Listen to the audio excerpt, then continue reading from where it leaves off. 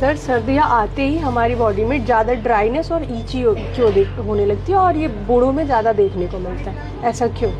ठंड आते ही हम लोगों के शरीर में खुश्की, ड्राइनेस, इचिंग होने लगती है। जब हम लोग कपड़े पहनते हैं, इनर पहनते हैं, तो बार बार हमको ऐसे खुजाना पड़ता है, बहुत एक अनप्लेजेंट सी फीलिंग होती है। ऐसा क्यों होता है, इसके लिए क्या करें? तो पहले समझते हैं एक्जिमा क्या होता है। तो एक्जिमा एक कंडीशन है जिसमें स्किन की ऊपरी सतह के ऊपर इन्फ्लेमेशन हो जाता है, जिसको डर्मेटाइटिस भी कह देते हैं। डर्मेटाइटिस भी कह देते हैं। ये कॉमन कंडीशन है और नॉन कंटेजियस है, यानी कि छूने से या हाथ पकड़ने से एक से दूसरे आदमी में कभी भी नहीं फैलती है। ये एक इन्फ्लेमेटरी स्किन कंडीशन है जिसमें स्किन की ऊपर की सतह में किसी कारण से इन्फ्लेमेशन हो जाता है, जिसकी वजह से क्या होता है, ड्राई स्किन, सफेद सफेद स्किन लगने लगती है, इची स्किन, खुजली होने लगती है, रेड स्किन, कई बार लाल लाल ब्लिस्टर्स पड़ने लगते हैं, कई बार बम्पी स्किन होती है, देखोगे इतने बड़े बड़े लाल लाल रैशेस पड़ जाते हैं, बम्पी स्किन होने लगती है, कई बार ऊजिंग स्किन होने लगती है, उनसे कुछ निकल भी रहा होता है, कुछ सीक्रेशंस निकल रहे होते हैं। इतनी चीजें अगर हमको हो रही हैं तो हमें समझना पड़ेगा कि ये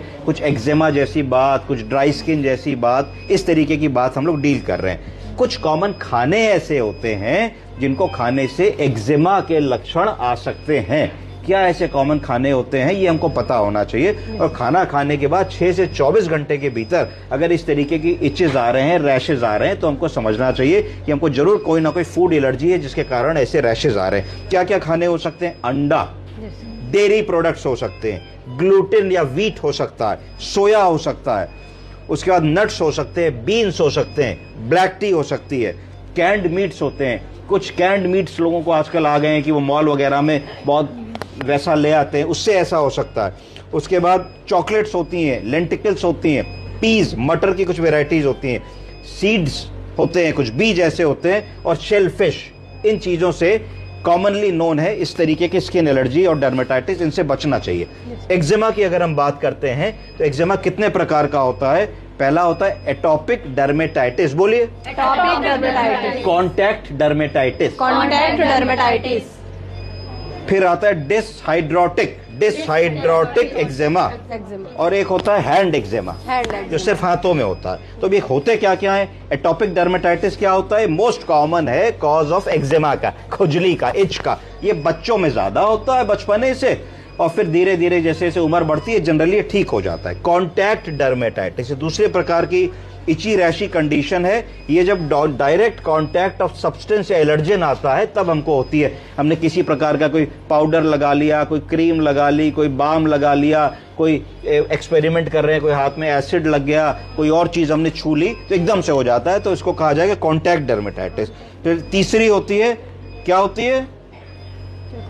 डिसहाइड्रोटिक एक्जिमा, बोलिए। डिसहाइड्रोटिक एक्जिमा, ये क्या होता है? इसमें छोटे छोटे दाने आ जाते हैं, स्मॉल ब्लिस्टर्स आ जाते हैं हाथों पे और पैरों में, और कई बार इन ब्लिस्टर्स में थोड़ा सा फ्लूइड भी भर जाता है, और ये इच भी करते हैं और फ्लूइड फिल्ड भी होते हैं। तो ये भी एक टाइप ऑफ एक्जिमा होता है। फिर चौथा है हैंड एक्जिमा। हैंड एक्जिमा में क्या फर्क होता है? सिर्फ हाथों में होगा, ये पैरों में नहीं होगा। और इसमें जो है किन लोगों में ज्यादा होता है? जो ऑक्यूपेशनल हैजार्ड वाले लोग हैं, जैसे हेयर कटिंग सैलून वाले लोग, या कोई हाथ से बर्तन धोने वाले लोग, या कुछ और ऐसी चीज जिसमें हाथ बराबर टच में है किसी चीज के, तो उसमें हैंड एक्जिमा हो जाता है। जनरल क्या रेमेडीज हम लोग घर में कर सकते हैं कि हम ठंड में इन चीजों से बच सके? तो सबसे पहली चीज है कि हमको मॉइस्चराइजर को अप्लाई करना है कम से कम 2 बार। और जब हम नहा रहे हैं तो नहाते समय भी हमको 10-15 मिनट तक कोशिश करने की गुनगुने पानी से नहाएं, और नहाते ही नहाते हमको एक अच्छी परत मॉइस्चराइजर की लगा लेनी है। क्यों लगाओगी? उसको क्या कहोगी? उसको कहा जाएगा सोक एंड सील। क्या कहोगी? सोक एंड सील। पहले तुमने शरीर को गुनगुने पानी से सोख कर लिया, फिर तुमने उसकी जो तरावट है, जो उसकी ह्यूमिडिटी है, उसको तुमने मॉइस्चराइजर शरीर पे मल करके सील कर लिया, तो वो तुम्हारे शरीर को मॉइस्ट रखेगा बहुत देर तक और तुमको प्रॉब्लम नहीं आएगी। उसके बाद अवॉइड ट्रिगरिंग फैक्टर, जैसे कुछ तुम्हें लगा कि मैं फला कपड़ा पहनती हूँ, फला इनर पहनती हूँ तो रोज मुझको ऐसे रैशेज हो जाते हैं, या तुमको लगा कि कोई स्ट्रांग फ्रेग्रेंस है या कोई खुशबू है या किसी चीज से हो जाती है, तो उन चीजों को तुम्हें अवॉइड करना चाहिए।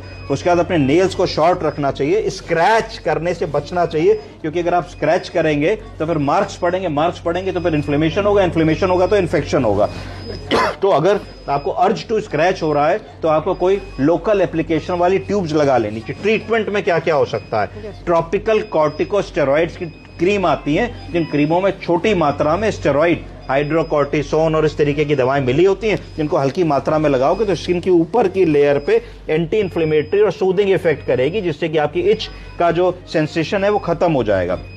उसके बाद आप local anti histamines, anti allergic दवाओं को दे सकते हैं 2 हफ्ते के लिए, जिससे कि लोकल उसकी जो इचिंग का सेंसेशन है वो खत्म हो जाएगा। अगर कभी आपको लग रहा है कि इससे काम नहीं बन रहा तो फिर आपका डॉक्टर या डर्मेटोलॉजिस्ट ओरल स्टेरॉइड्स भी कुछ दिनों के लिए दे सकता है, शॉर्ट टर्म के लिए, उससे आराम मिलता है। अगर आपको लग रहा है कि स्किन में सेकेंडरी इन्फेक्शन हो गया है, बुखार आने लगा है, स्किन लाल हो गई है, छूने पे गर्म लग रही है और दबाने पे टेंडर हो गई है, तो फिर एंटीबायोटिक का रोल है, आप उधर एंटीबायोटिक भी दे सकते हैं। अब प्रश्न आता है कि ठंड में ये जो प्रॉब्लम है एक्जिमा की या ड्राई स्किन की, ये बढ़ क्यों जाती है? कोई बताएगा क्यों बढ़ जाती है? बताओ सर। क्योंकि उस टाइम में हमें पानी भी ज्यादा नहीं पी रहे होते हैं, पानी कम पी रहे होते। गुड। और सर ये वुलन जो कपड़े हैं ये हमें थोड़ा ज्यादा और ट्रिगर करते हैं।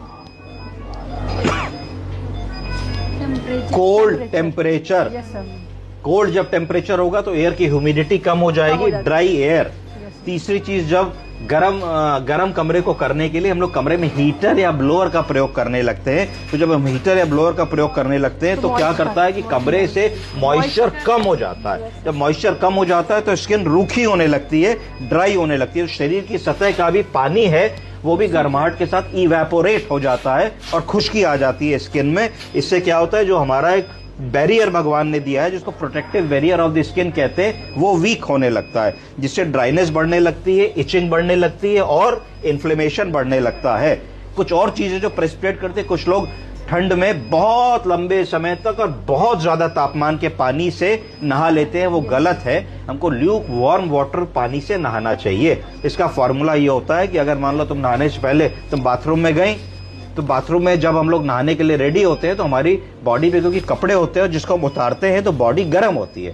तो इसका मतलब है कि जब हमको नल का पानी का तापमान अगर बॉडी के तापमान से कम होगा तो हमें ठंडा लगेगा। इसलिए हम पानी को उतना गर्म करते रहते हैं जो हमारी बॉडी टेम्परेचर से थोड़ा ज्यादा होता है, तब हमको मजा आने लगता है कि भाई गुनगुना पानी अच्छा आ रहा है। पर हमको कोशिश करनी चाहिए कि मिनिमम उस टेम्परेचर के पानी से नहाएं जितने से आपको ठंड ना लगे, पर बहुत हैवी उसको गर्म करना ठीक नहीं है। उसके बाद हम लोग को रफ क्लोथिंग अवॉइड करनी चाहिए। ऐसी क्लोथिंग जिससे फ्रिक्शन हो स्किन को, उठे बैठे स्किन से रफ करे, उसको अवॉइड करना चाहिए। फ्रीक्वेंट हैंड वॉश विंटर्स में कि बार बार गए हमने जो है सैनिटाइजर से हाथ साफ कर लिया, बार बार गए हमने नल से हाथ धो लिया, उसको हमको अवॉइड करना चाहिए। इससे हमारे जो सिम्टम्स होते हैं वो वर्सन हो जाते हैं। तो इन चीज़ों का अगर हम ध्यान रखेंगे तो ठंड में हम लोगों को इचिंग, रैशिंग और एक्जिमा जैसे लक्षणों से राहत मिलेगी। समझ गए आप लोग? Yes sir. Thank you.